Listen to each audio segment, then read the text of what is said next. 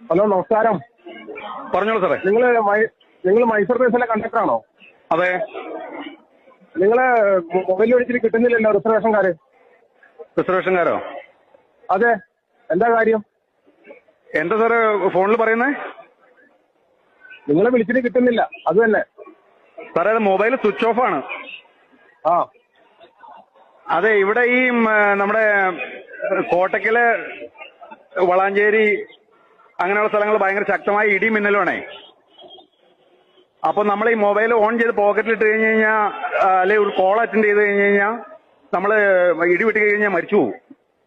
ഈ കോഴിക്കോട് കാലാവസ്ഥ വലിയ കുഴപ്പമില്ല, അവിടെ നിന്ന് വിളിക്കുന്നവർക്ക് കുഴപ്പമില്ല. പക്ഷെ ഇവിടെ ഞാൻ ഫോൺ എടുത്തു കഴിഞ്ഞാൽ ഞാൻ മരിച്ചു പോകും. മരിച്ചു പോയി കഴിഞ്ഞാൽ കുഴപ്പം എന്താണെന്ന് വെച്ച് കഴിഞ്ഞാൽ, ഈ സമുദായത്തിൽ നിന്ന് ഒരു 5000 രൂപ തരും ശവദാഹത്തിന്.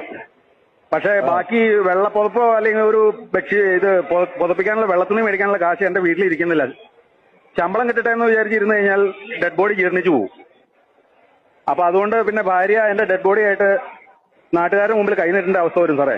അതുകൊണ്ട് പേടിച്ചിട്ട് ആ ഭീകരമായ അവസ്ഥയെക്കുറിച്ച് ആലോചിച്ചിട്ട് ഞാൻ സ്വിച്ച് ഓഫ് ചെയ്ത് വെച്ചാണ്. ഞാൻ കോഴിക്കോട് ചെല്ലുമ്പോൾ യാത്രക്കാരെ വിളിച്ചോളാം, വണ്ടി കയറ്റിക്കോളാം. ഓക്കെ സാറേ. ഓക്കെ.